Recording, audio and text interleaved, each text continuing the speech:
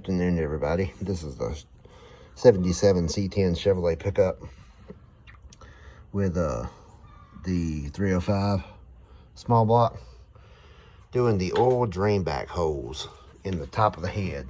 In case nobody's ever heard of this and your truck is smoking, right down in here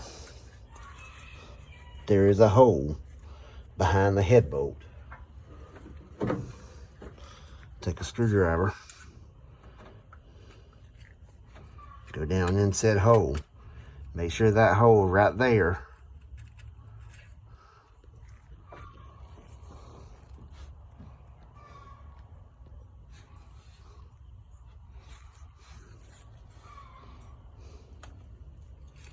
is cleaned out. Right there where the end of that screwdriver is.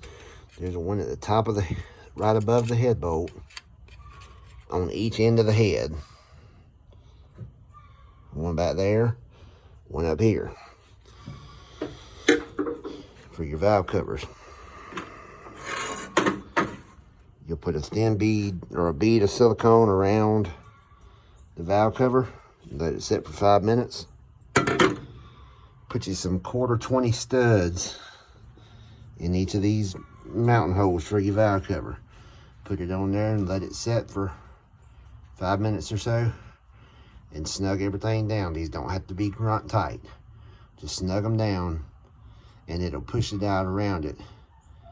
If you snug it down too tight, then it'll leak. But you don't need to tighten it down much. So that's how you cure. If the oil's not draining back down into the block, it'll run down the valve stems, and I'm having problems with this truck using oil.